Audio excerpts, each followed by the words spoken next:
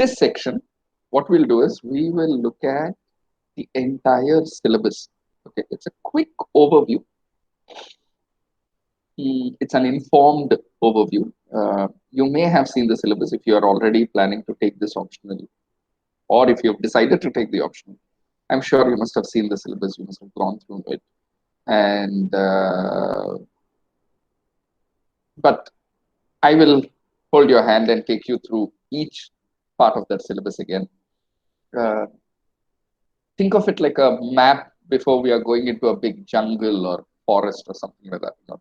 So, like a guide, I will stand here and tell you this is where we'll go, this is where we'll go, this is here, there'll be a waterfall, there'll be a, and this is where you'll have tigers, this is what it is. This is what. So, what we'll do now is like a map before we enter the forest, before we embark on this journey. Just to give you a focus. Yeah, and also you will get if you are still in two minds, you will get a much better idea of what is the scope of this discipline. What is the scope of this subject? Okay, every time I'm using the word subject and discipline, I will use the word discipline. I'm more comfortable with that. Discipline is nothing but subject or optional. The word which you use as subject or optional, I'm using it as discipline. So sociology is a discipline. It's an academic discipline. I will use the word discipline henceforth. Now, you will get an idea of what is the scope of this discipline. What does it actually engage with? What every discipline has a scope. Physics is a discipline that deals with the movement of things, movement of objects. Biology is obviously to do with life. Similarly, sociology has to do with society and social groups and their interactions. Modern society, particularly modern society, its groups and their interactions. So let's go into this thing. I will keep showing you, flashing you with the PDF. That's the Gazette. That's the UPSC notification syllabus. And I'll come back to the screen. I'll keep coming back to the screen. So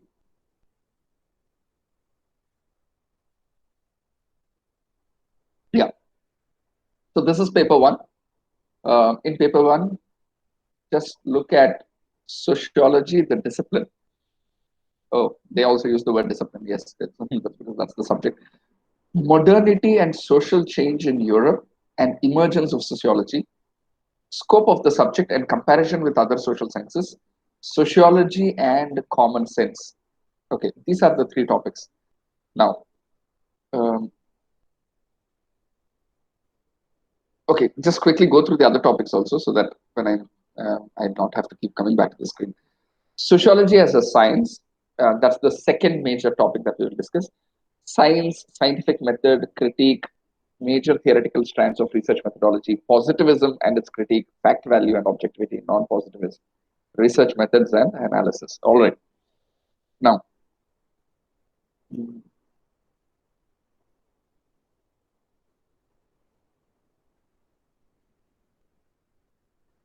yeah. Now, sociology as a discipline.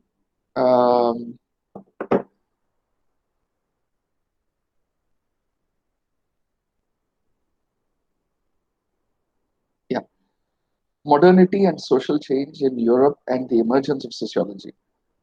Like I told you in the earlier part of the session, sociology is the youngest discipline of all social sciences. And that puts a unique advantage because then its syllabus is very, very limited. Unlike other social science disciplines, which are 2000 years old, some of them are at least 1000 years old. This is like only 200 years old. Part of the reason why it's only 2000 years old is it is a discipline that was born out of to understand the changes that were happening in Europe as a consequence of the advent of modernity. So because Europe started experiencing modernity, society as they knew changed. Religion changed, culture changed, gender roles changed, women started working, state changed. The king was this thing, and he's a monarch. From there, you have a modern, more constitutional, democratic setup. Market changed from feudalism, we came to capitalism. Money, religion changed. The church was not anymore so relevant. Families moved away from large families to nuclear families.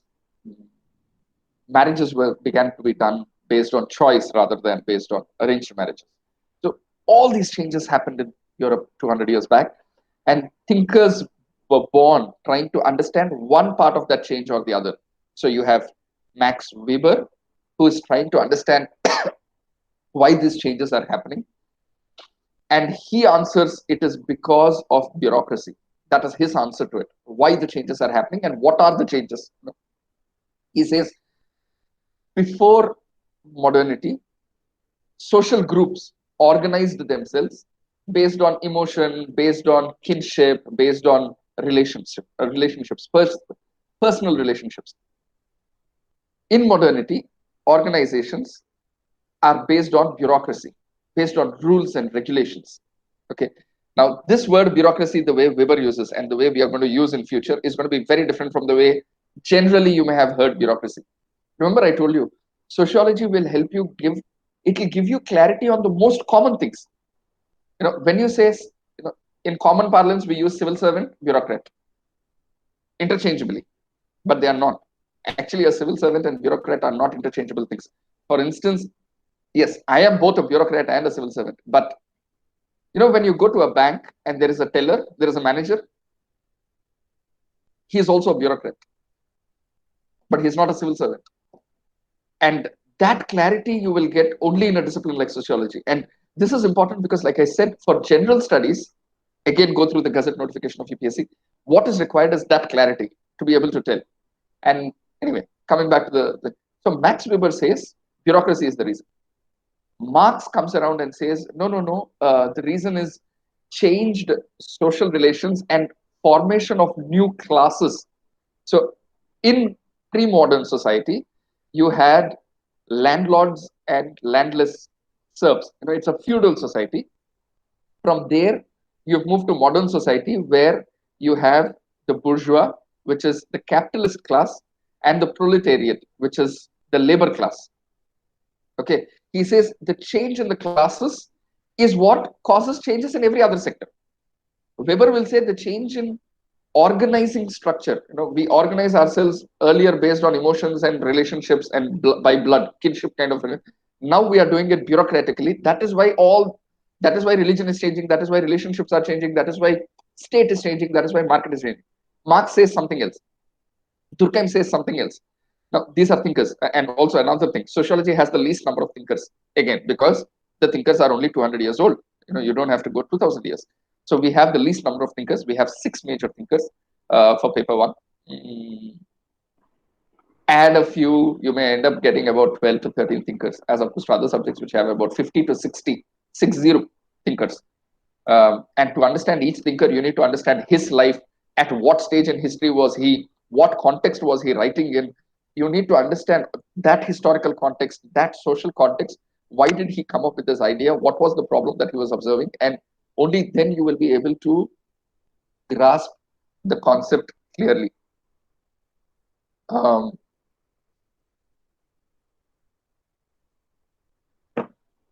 Now, so if you remember the syllabus that I share, the screen that I showed you, it says sociology, the discipline, modernity and social changes in Europe, and emergence of sociology. Do you get it? It's straightforward. Whatever I discussed till now is the same thing. Modernity. It started a few social changes in Europe. Like I said, marriages from arranged marriage to love marriage. Earlier, people used to work in their house. So men, women, children, everybody. Say a carpenter. A carpenter worked in his house. Garka Bahar. There used to be a small karkhana kind of thing. Or maybe a few carpenters came together. They are called guilds, Guilds. Now, guilds is very similar to our caste.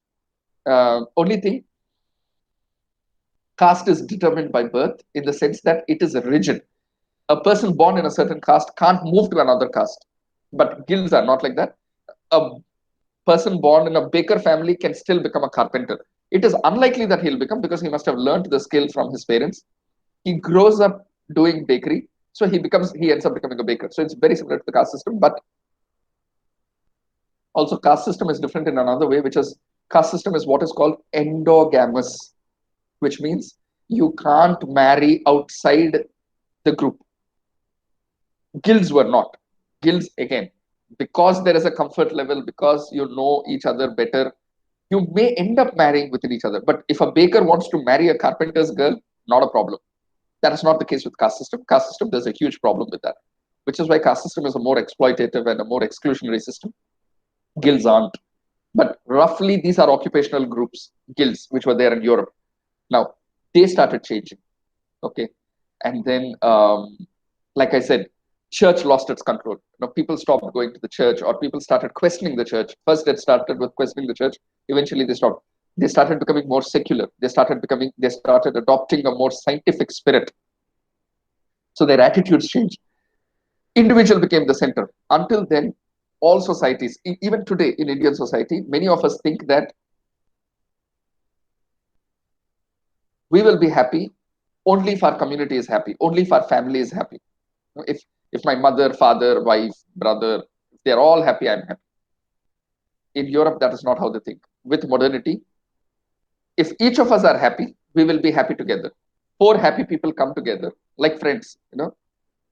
Imagine if one of our friends is unhappy. You're not going to be happy. But if each of our friends is happy, we come together, we're going to have a great time. So I am not going to sacrifice my happiness. So what happens if I sacrifice my happiness for you, you sacrifice your happiness for somebody, all of us are going to be miserable together. These are just two different ways. We will go into detail about which is true, which is not true, which is the right way. You may start thinking, but which is the right way? Someone can turn around, because that is also part of the reason why the Indian families are so toxic. I mean, you go to any social function, marriage, funeral, people are eating at each other, because we live lives very compromised. We compromise them because we imagine that keeping our family members happy is good for us. That's a philosophy we still live in. We have not in Europe. It's not like that. They believe if I am happy, my happiness first. Only if I am happy, as a group, we can all be happy. These are two different philosophies. We'll go into lots of detail, but so these are some of the changes that our state has changed. Like I discussed earlier, you had the king, the monarch, and India also that was there. But now you have a democracy, and this means very different things. This means the power gets distributed. Equal vote for equal. I mean, everybody has the same vote. The weightage of each person's political choice is same, which wasn't the case earlier. Earlier, only landed people could vote. The more property you had, the more political power. That is not the case any longer. And that changes society and social groups in very interesting ways. So all these are something that we will discuss in this part of the chapter. Scope of the subject and comparison with other social sciences. Very interesting.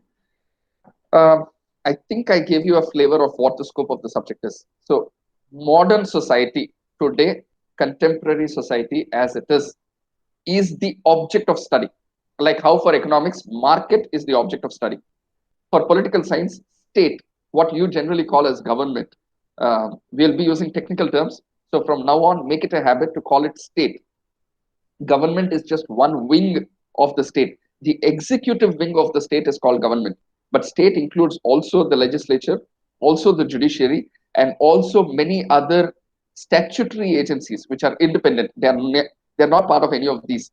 They independently exist. All of this put together, including things like university.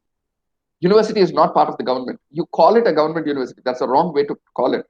The correct word is state. State is a much, much bigger concept. Again, in political sociology, we'll go very deep into that. But for now, just understand state is something. So we will be looking at society as a whole, state, market, society, civil society. In all of this, we will, that is the scope of the discipline. Contemporary society, not from state or not from market point of view, but just as it is, generally as it is the scope. Comparison with other social sciences. This scope and discipline, these topics will be there for every discipline. You take political science, you take anthropology, you take psychology, you take history, anything. They will all talk about their subject ka scope, history, it is the time. Okay. And comparison with other social sciences. There are ways to compare. Why sociology is different from anthropology, sociology is different from psychology. For instance, sociology is for social groups. Okay, we are not individuals who are born in an island and live there and die there. Okay, we are born in a group, and but psychology focuses on the individual within the mind, what happens. Sociology, on the other hand, tries to understand us as members of a group, because a large part of our life is actually social. It is not personal. It's not, we are not living in the four walls of our bedroom. Most of our life happens socially, and sociology focuses on that. That is one major difference. That is the defining difference. Anthropology is study of human society, just like sociology is the study of human society, but anthropology is study of human society across millions of years. You know how we have evolved. So things like, say, dominance hierarchy. Okay, we have dominance hierarchy. Caste is a dominance hierarchy. Gender is a dominance hierarchy. Male are on the top, females are on the bottom. Class is the top. Rich people are on the top, poor people are on the bottom. Dominance hierarchies are something that even sociology reads. But what anthropology does is it says there are dominance hierarchies that go as back as 400 million years ago, even before trees existed. Lobsters, sea animals have dominance hierarchies. Okay, they have very clearly defined which lobster is on the top and which lobster is on the bottom. Okay, there are very clearly defined structures, social structures that exist in the animal kingdom. Among monkeys, among wolves, you must have heard the word alpha wolf, alpha male. It comes from there. That even in animals. So what anthropology does is it looks at human society as it has evolved biologically from nature. So the timeline for anthropology is much, much larger, and there is a big portion of anthropology that focuses on the medical and the biological um, change that happens in human society. You know, how from monkeys to hominids, hominids to apes, apes to Homo sapiens finally, and sapiens. So they look at tribal societies. So they look at, we start our journey from modern society, and and then we zoom in the lens on the modern society, on the contemporary society. But on the other hand, uh, anthropology will take a large view. It takes even before humans were there, even before animals were there. You know, from there it will take and it will come till date. So that is one major difference between them. Another difference is, this is a technical term. Anthropology is more descriptive in its nature. Okay, say the technical term is ideographic. Ideographic is, it will tell, describe, they dress like this, they eat like this, they wear like this, they talk like this, they act like this, they share like this. This is their marriage system, this is their kinship system, this is their exchange system, this is their political structure. There's a lot of description, there's a lot of detail. Sociology is what is called a nomothetic discipline. Again, a technical word, we'll go into the details. Now I'm giving you an overview. Nomothetic is, we try to understand laws, the general laws. We don't go into the details. We don't go into, in this society, this group has this. We say marriages, there are four kinds of marriages: endogamous, exogamous. Endogamous means marrying within the society. So I use the word, caste system is an endogamous. So we start with the laws. I'll give you an example with geography, it will be easier. It is one thing to read ki Vishakhapatnam is on the eastern ghats of the country. It has rainfall of so much. It has rainfall about 120 millimeters per annum. It has mean temperatures of whatever, 35 and 25 minimum and 35 maximum. You know, this is description. But when you understand climatology, when you understand uh, you know, how water cycle, that is a law, that is universal. You know, that the sea breeze always comes from sea and then there is land breeze. These are concepts. These concepts, if you understand, you will be able to tell the description. You know, so description is more detailed. It is there across, like you have to describe Vizag, you have to describe Hyderabad, you have to describe Khammam, you have to describe Delhi. But in social, that is like anthropology does that. There's a lot of descriptions. What sociology does is it gives you generic laws. It says India, because of its subcontinent, there is southwest monsoon. So the southwest monsoon comes from, and hits the coast, and that is how monsoon is formed. That's it. Very general. Okay, not into describing each and every detail. Mm, So that is the comparison. The other subjects we'll also compare with social sciences. Sociology and common sense.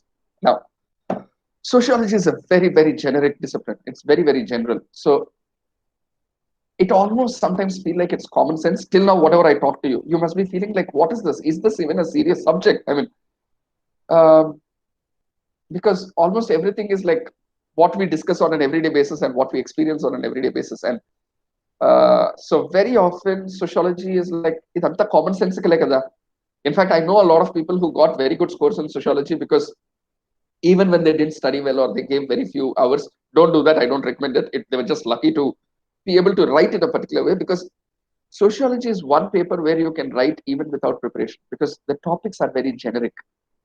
Okay, what they say common sense. In fact, the same word common sense is also used in UPSC notification. They say any man with, a candidate with general common sense should be able to answer. You know, sociology appears very similar to that, but for you to get high marks, very very cream marks, your 300 plus marks, you have to have a sociological terminology to your answer. Okay. And when you have that terminology, you will get 300 plus, which is what we will target. We will target that you should be able to get 300 plus for your optional.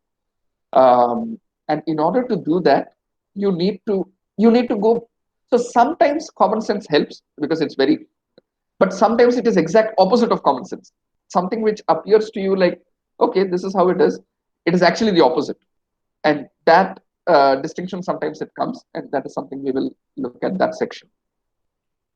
Then sociology as a science. Again, this is also another topic which will be there in any optional you pick. Social history as a science, geography as a science, whatever.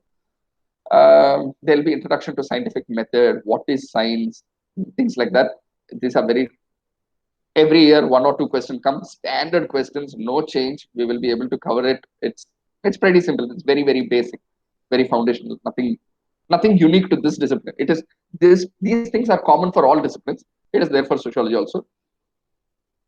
Same with research methods, something which is very common across all disciplines. It is there for sociology. Sociology, we go slightly deeper because uh,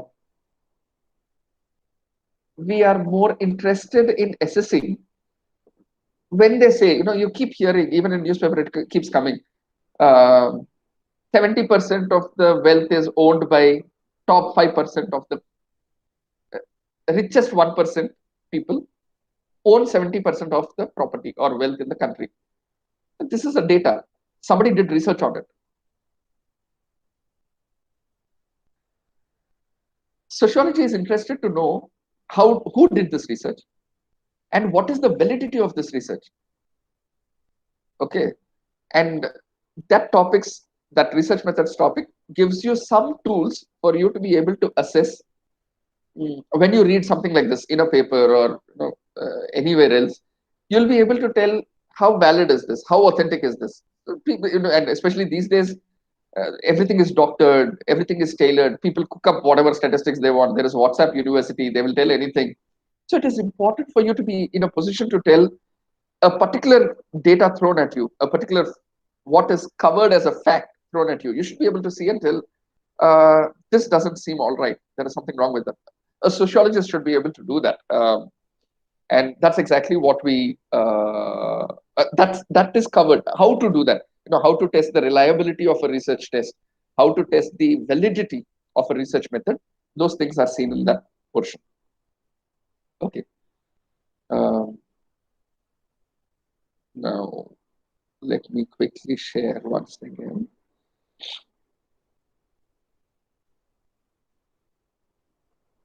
Yeah. Okay.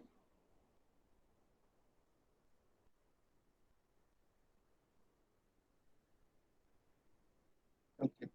Yeah, research methods and analysis we've done. Mm, yeah, if you notice, A, B, C. The C part has reliability, validity towards the end, techniques of data collection, what is qualitative, what is quantitative. These are basic things. I mean, these are very, very common things. A lot of people have a problem with these topics and they think sociology is very difficult. That is because usually they are not trained by academics. For academics, this is very, very common, these topics. They will be able to do it very easily. You don't have to really worry about that. A lot of people think sociology is fuzzy, sociology requires a lot of conceptual clarity. When they're saying those things, they are referring to just the 2 and 3. They're only referring to 2 and 3 chapters. They are actually the easiest. It is just that there is a particular, I mean, if taught in the right way, they're actually the easiest and they're also the most scoring because in those topics, questions are very, very standard. It's just that usually because it is not academics who teach this subject, they don't know how to focus on these parts. Otherwise, it's pretty this thing. Now, Unit 4, Sociological Thinkers. Like I told you earlier, there are only 6 thinkers. There is no other discipline which has so few thinkers. Trust me. And this is the easiest. And that is Karl Marx, Durkheim, Weber, Parsons, Merton, and Mead. Now look at this. Karl Marx has, you must have heard Marx, I'm sure. There is class struggle, the last chapter there. There is alienation. We will discuss alienation as a very interesting concept. Basically, Marx you have heard. You have some idea. Marx deals with class. Marx deals with rich and poor. Your poverty, all your poverty-related concepts come here. Labor class, labor issues, unemployment issues, uh, equality, why we need to have equality. All these concepts are discussed with Marx. Then you have Durkheim. Durkheim has division of labor, social facts, suicide, religion, and society. Durkheim will largely be studied about religion. Like I told you, society deals with everything in bits and bits. All of society deals. While Marx mostly looks at economy and social classes and inequality, Durkheim mostly looks at religion. Okay. Weber looks at the state, institutions, bureaucracy. Uh, Parsons looks at social systems as a whole. Merton looks at groups, conformity, which means why do we conform to social groups, and why do we deviate from them? Um, yeah, again, these are technical terms, conformism, and again, like I said, but these are also terms which are, if you use them in your answers, they will fetch you marks because these are nice terms. This improves your communication skill. Your ability to articulate and express an idea increases if you are able to use these terms. Mead is basically psychologist. Self, identity, who am I? How do you see yourself? Where does identity come from? Uh, it's a very small portion. Mead usually is a very small part of the syllabus. It's psychology basically, just some introduction because being in a society also means having an idea of who you are, and who you are is something that comes from that. So yeah, I think that is roughly the thinkers. We will spend a lot of time on thinkers, although in the portion it appears as one unit only. We'll actually end up spending 25% of our entire time on thinkers alone. Thinkers, you have to be very, very strong because thinkers are what you will use again in other units. Okay, so that is important. So, for instance, look at the very next unit. It is stratification and mobility. Stratification is nothing but society is okay. Look at stratification. Let me just see this and then stratification and mobility, work and economic life. Okay.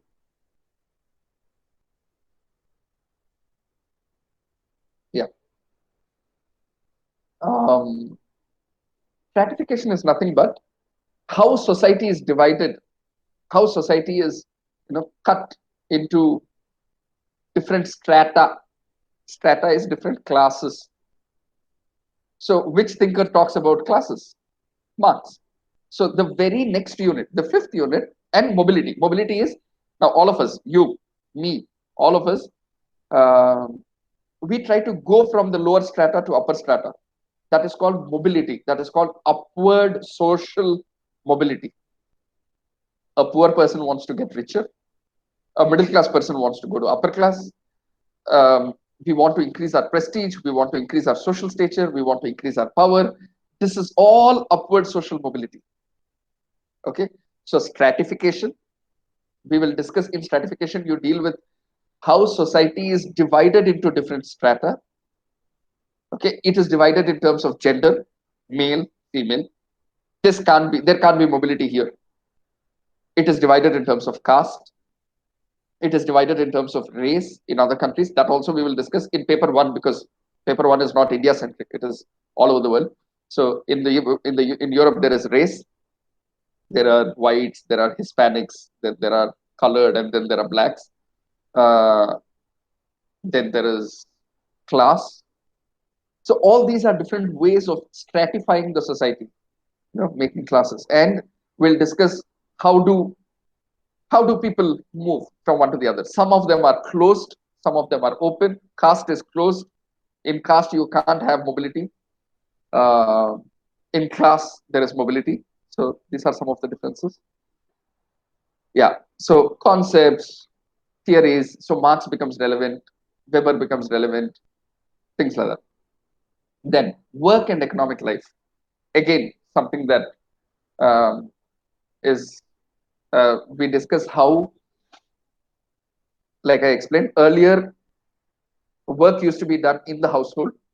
Okay, or a few families used to come together and work. As opposed to that, in modernity, you have factory system. Hundreds of men. It began with men. Today, even women.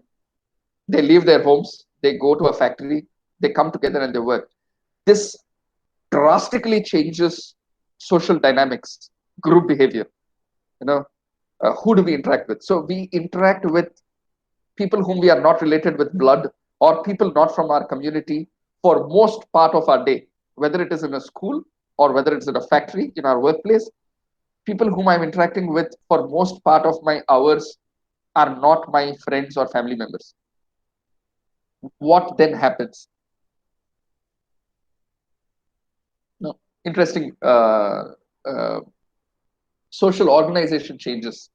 Okay, another thing is, of course, I mean, a formal and informal organization of labor. Now, in this factories, again, there are formal, which is um, a typical Maruti factory. Okay, uh, all the laborers are registered. It's a formal sector. It is one thing. You go to Eat Gully. If you're in Vizag, then there is a street, or if you're in Hyderabad, then yeah, or say a small restaurant. That's an informal sector. The workers who serve and all, they're not registered. They don't get EPF and all that. So their working conditions and their relations are different, because there is no labor union there, which is different from, say, a Maruti factory where there is a labor union. So the labor union can negotiate with the management. So in time of COVID, the labor union will go and say, the management will say, you all have to work. The labor union will say, what nonsense. I mean, how can we work when there is a pandemic? We could be affected. Then the management will say, okay, 50% of you come to the work, 50% of you can stay at home. For those who are coming, we will pay this much. We can't give the salary, so we will reduce. So there is a negotiation that happens, and the negotiation is mediated through a labor union. That is the advantage of an organized labor force. In unorganized, that is not the case. Okay, there is no bargaining. Whatever the boss says, you take it, or if you don't like it, you can leave. You're not going to get paid. And usually, so the dynamics between the boss and the employee, between two employees, also changes. Okay, if you're in an organized force, it's different. If you're unorganized, all of this is very relevant, because as civil servants, remember, as IAS officers, you will also, and as civil servants generally, you will also be heading a lot of PSUs. In fact, your term as a district collector is very limited. You work as a district collector or as a municipal commissioner for very, very limited time. One of the coveted posts for any civil servant, including IAS officers, is actually to be the CMD or the head of the PSUs, public sector units, whether it's the public sector banks or it's the public sector units. In Vizag, you have, in fact, you know something?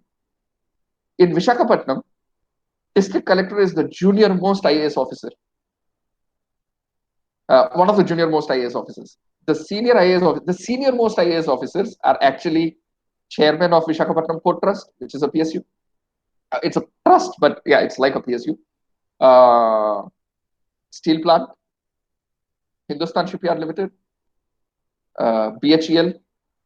Now, those who head these are actually 20 years more senior than the district collector. And all of this is important because this directly relates to your role. And this is all part of, again, GS, whether it's the labor union, whether it is employment, whether it is industrialization, whether it is liberalization, what happened because of that, how did work relationships change, how are labor relations changing because of that. All of this is relevant to GS as well. Then the next topic is politics and society. Again, natural, it's very important. Sociological theories of power. There is bureaucratic power, there is knowledge power, there is wealth power, different kinds of power, and what happens, and who holds power in a society, who has which kind of a power in a society. Uh, Even today we are discussing Marx, and today we have 8 hour week, 8 hour day. In a typical employee who, again, that is the advantage with Maruti worker. Maruti worker works only for 8 hours. So 8 or 9 hours. There is a labor law. The law will tell you can't work more than that, and if you make him work more than that, you have to pay, you have to compensate, and you have to take his. I mean, only if he wants to. There are so many guidelines there. Now the thing is, all of this came because of Marx and his subsequent works. Okay, so that is one kind of power where one man and what he thought and what he wrote is the norm today. Why is there that everywhere people work only for? Has it always been the case that people work only for 8 to 9 hours? Not so. In the initial 30, 40, 50 years of modernity, people were made to work for about 16 hours a day. That changed because somebody saw that as exploitation and wrote about it. That became popular, that got circulated, and that changed. That's one kind of power. So Marx still has power today because he has influence. Um, in fact, what is power? Some of the very, very basic questions.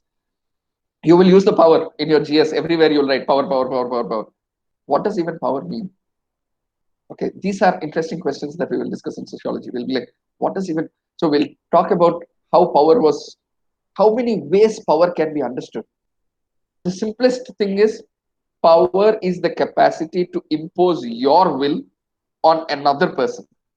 So basically, you don't want to say you want to talk, but you're in the class, and I am in the class, in the classroom. Because I am more powerful, I want you to be silent, so I'll make you silent. I will call your name, I'll say XYZ, please don't talk. And my will is prevailed. That is power. Basically, that is power. You take any other understanding, it is basically imposition of one will on another. Mera ichha tumhare upar, na ishtam nee meeda. You will do according to what I want. Okay, that is power. So we'll discuss where power comes from, how it is exercised in social relations, in gender, in caste, in class, in state mostly, civil servant and citizen power, politician and civil servant power. All interesting. I mean, these are all relevant, and we will discuss these topics. So politics and society. Then religion and society. Again, sociological theories of religion. What are the kinds of religion? Animism, monism, pluralism. Some people believe in only one God. Some people believe in millions of gods. Now, what is the difference between the two? Some believe everything is God. There is no one God, there is no million gods. Everything is God. You, me, the laptop, the earth, the stars, everything is just one. It is only a reflection of that, and that is God. Okay. So, what does each of these things, what do they entail in terms of when you believe in one idea instead of the other? Then social groups have different dynamics. Some lead to conflict. If I say my God only is my God and your God only is your God, there'll be conflict. But if we believe in another kind of, if we believe everything is God, then you are also God, I'm also God, everything is God, then very different social dynamics emerge. So each of this we will discuss. We will discuss other religions in other worlds. We'll discuss in India what are the kinds of religions, why different religions have different practices, mm, what do they do, very simply, like very, very generically and very simply. That is something that we will see. Then there are systems of kinship, very interesting. So many types. In some cases, first of all, different kinds of marriages. Okay. uh, and different kinds of lineages. In some societies, uh, property is moved through they're called matrilineal societies, through the mother's side, not through the father's side, as we generally know. Through the father's side, it's called patrilineal. Through the mother's side, it's called matrilineal. Where the father is the most important figure in the family, it's called patriarchy. Where the mother is the most important member in the family, like some tribes in Khasi tribe in Meghalaya, it's called matriarchy. Why do some places there is matriarchy? Why is some places there is patriarchy? What are families? There are large families, there are nuclear families. If you notice, regularly you have in GS questions about how either globalization is changing family structure, liberalization is changing family structure, the modern economic system is changing family structure, or how marriages are different today. These are all also topics in in general studies, but it's also topic in that whole unit is there on systems of kinship. Finally, social change in modern society, development, education, science and technology, dependency. Now, these are all again very general studies topics. All this we will look at what is development, how do we bring development, what is the role of education in development, what is the role of health in development. All of this is GS topics, but this is also something, this is the biggest unit in sociology also. So that is about paper one, I think. Paper two, we have three thinkers, Gure, M.N. Srinivas, and A.R. Desai. We'll go into the details. Nothing major. We'll look at what is the impact of colonial rule on Indian society. You can imagine our education system is a Macaulay education system. Macaulay basically wanted clerks. Okay, all the officers were Europeans. They were mostly English. They were the cream of the English. In fact, the toppers of Oxford and Cambridge University. When I was at Cambridge, uh, there was a whole list of people. They even today believe that the Indian civil services is the cream de la cream, like the cream, because in those days, the youngest graduates of Oxford and Cambridge, two of the best universities in the world, uh, the top 10, 15 people, like how you have today IIT Delhi and IIT Bombay, and where do they want to join? Probably Google or Microsoft or Facebook. That is the cream. In those days, they all wanted to join the East India Company. And after the company was abolished and the crown rule came, they wanted to join the government of India because that was the cream, the toppers of those universities. And even today, they they have a very very high regard for civil services in India. They think it's like the cream in the world. So even in their society, these people didn't want to join a company or their own government. It was much lesser compared to joining the Indian government or the East India Company. That's how privileged this was. Now, they came here, but they needed clerks, they needed workers, and and Macaulay developed an education system which created clerks for these officers, and that is a colonial system. Civil services itself is a colonial system. Our state, the constitution came largely through an evolution process of colonialism. Our railways is a colonial system. Our PSUs are, our ports are. The impact of colonialism on Indian society is huge, and we are going to study it. It is also there in GS, in the polity paper, because there you study how from a large part of our constitution is actually colonial. Most of that we will cover in this unit. Its impact of colonial rule on Indian society. In that, the sub points are social background of Indian nationalism. Again, that's a history topic, but we will discuss that in our paper here. Modernization of Indian tradition, again, protests, movements during colonial period. This is all history. We will be covering all of that in Indian society, which is why I said there is no other paper that has as much overlap with GS as this. Only thing, this doesn't come as one specific geography, political science, history. Karke, one name it doesn't come. It is there across all. Geography also it is there, history also it is there, political science also it is there, economy also it is there. So protests and movements during colonial period, yeah, and social reforms. Again, that was you must have studied, and you'll study in history. You'll study Arya Samaj, Brahmo Samaj, abolition of sati. These are all there, and they're all something that we will study. Then rural and agrarian social structures. Interesting. And in this, I remember I was telling in the earlier section, everything that is there in GS, a large part of it is overlap. And I gave the example of land reforms. It is there in this part. Let me just share this with you so that you see it.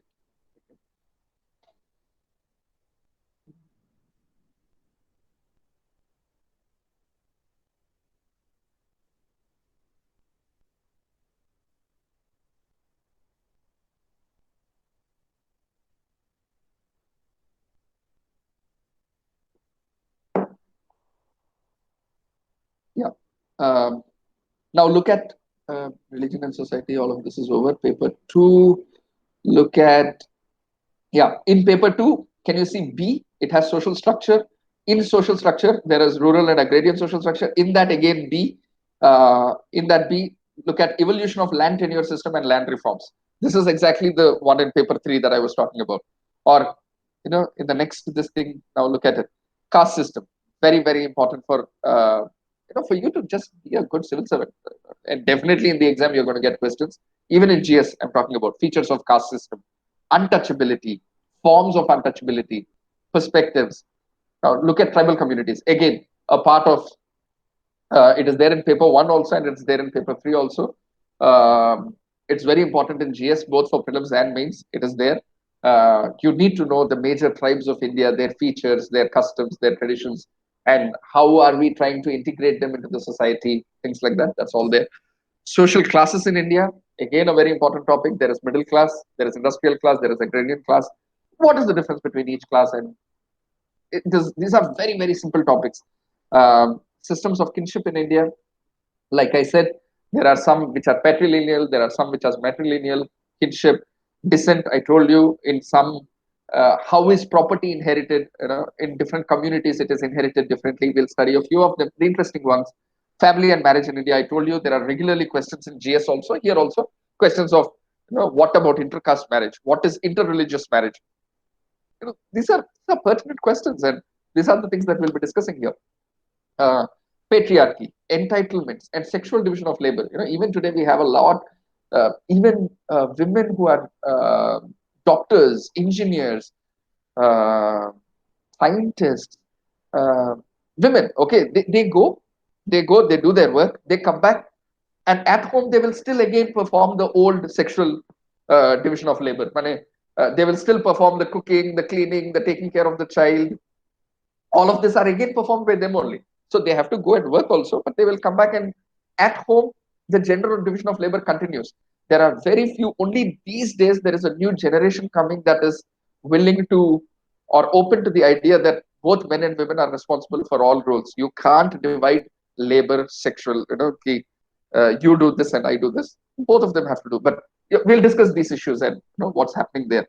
Then religion and society, again, you can imagine why it is so important. Communalism, on communalism, there are essay questions, there are ethics questions on religion and society, and there are GS questions. Problems of religious minorities is a big problem that we have. Religious communities in India, how to integrate them, how to deal with them. What are the different religious communities, the Jains, the Parsis. Regularly in GS, you have questions on this also. We'll also have it in sociology. Then finally, social change in India. Now look at this. Idea of development planning and mixed economy. Directly, it is in paper three. If you remember, your general studies paper three, I'm talking about. Constitution, law and change, paper two. Education and social change, paper two and paper three. Rural and agrarian transformation, green revolution, changing modes of production, liberalization, development programs, cooperatives, poverty alleviation schemes. This is all general studies. Industrialization and urbanization, again general studies. Evolution of modern industry in India, informal sector, slums. How do we, remove slums? How do we have working class? How do we, yeah, industrialization and urbanization in India. Then we have politics and society. Again, all of this is in paper two. Political parties, pressure groups, regionalism, decentralization of power, which is federalism, secularism, nation, democracy, citizenship. What are these? Are very commonly you use these words. You will use in your GS. You will use in your essay. You will use in your ethics. You will use in your common everyday language. But do you know something? Each of those words have very sharp meanings. And the sharper you know each of those words, the better your answers are in all GS papers. And that is what I've been trying to emphasize earlier also. Key. The advantage with sociology is your language and your understanding of everyday concepts. Because if you notice, all these topics are your everyday topics. None of this is very specialized, not like psychology or not like anthropology, where you talk about something very whether it is medical or whether it is clinical or whether some gland or some hormone or these are your everyday real experiential issues. And um, knowing them very clearly sociologically allows you to, because sociology is a generic discipline, the discipline itself is generic, so it gives you a very clear, a lot of conceptual clarity on each of these words. So when you say citizenship, what does citizenship even mean? You will use the word, you have a sense of it because you've been listening to it since childhood, since your ninth, 10th, citizen. What does citizenship even mean? Sociology discusses that. So when you use the word citizen, you'll use it very clearly, and that is going to fetch you marks both in general studies and in this paper. So you have politics and society, obviously. Then you have social movements in India. All these social movements are part of general studies. You'll also have it here. Peasants and farmers movements, both historically and contemporary farmers movements, women's movements. See, the topics are so common that I don't even know. Just by looking at them, you can understand Dalit movements. What does Dalit movement mean? Obviously, the Dalits trying to assert their identity and fighting for their rights that they deserve. Equality, as enshrined in the Constitution. Simple. Backward classes. Environmental movements, the Chipko movement. Recently, the father of the Chipko movement, he passed away, Baugan. So, yeah, we're going to read those things. Ethnicity and identity movements, then you have population dynamics. It is important. Demography. This is a very simple topic. Standard question comes. We'll give you class notes. Nothing major. It's very easy. Then finally, challenges of social transformation, which is, if you look at the topics there is development, displacement, because when you're trying to build a Polavaram project, you are going to displace villages, or you're going to displace tribes, or when so displacement due to development, what happens? Environmental problems, sustainability, there is poverty, deprivation, inequalities, all GS topics. Violence against women, how do we deal with that? Caste conflicts, what do we do with that? What are the kind of caste conflicts that happen? Where do they happen more often? Why do they happen? How do we address them? Ethnic conflicts, communalism, religious revivalism, illiteracy, and disparities in education. So that is your rough syllabus. I hope, I know I may have spoken a little too fast and rattled away. That is because I can understand that it is not necessary. I mean, most of them are actually things that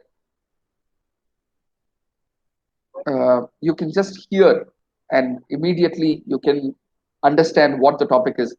You go through any other optional paper. If you have not made up your mind, I would suggest go through any other optional syllabus and tell me if it is as obvious and as clear to you. If you can, even without, like, this is one discipline that you can understand even without having to be trained in it. Okay. And like I mentioned, I told you in the earlier part of the section, I will show you how there is more overlap with GS in this paper than it is with any other paper. That is very old thinking. That thinking comes from before 2014, 2015 in the earlier system. And it is also not appreciative of the fact that instead of going topic wise, you're just going with disciplines. Okay, you're saying, polity, I can hear polity, and therefore it is. That's not how it works. If you look at the topics in GS, and if you look at the topics in paper 2 and paper 1 of sociology, the maximum topics are with sociology. Straight away, literally, the word is as it is here. And more importantly, if your GS paper is from the perspective of sociology, that is going to fetch you marks. But if it is from other perspectives, it's not going to fetch you as much marks because they are specialized. They will have very narrow view. Sociology has a very generic view, which is why it helps GS. So we had an overview. I hope you understand key. Most of it is very generic. We'll be able to easily cover paper 2. We will first focus on paper 1, which is the theory part of it. It will take a little longer for you to for it to ingest into you. You'll have to understand and think through with the me. And that is essential for sociology. The only problem, unlike say geography, which is it's a technical concept. If I give you a video or something and help you visualize how water vapor is rising, and because of that, because of high temperature, there is low pressure creating. What does low pressure even mean? If I'm able to show you with some graphics and some picture, you'll be able to understand. But how do I show to you what does human right, human right, what does it mean? How do I show you what social power means? I can give you examples, but it's very hard to make you visualize this. Getting conceptual clarity in this is slightly harder. And that can come only in dialogue, only in discussion with each other, between yourselves and with me. And which is why I said in the beginning of this presentation that this classes of sociology optional are going to be very dialogic. We are going to discuss with each other. We're going to talk to each other. You're going to ask questions, I'll answer, and you have to talk amongst each other for you to get more and more clarity.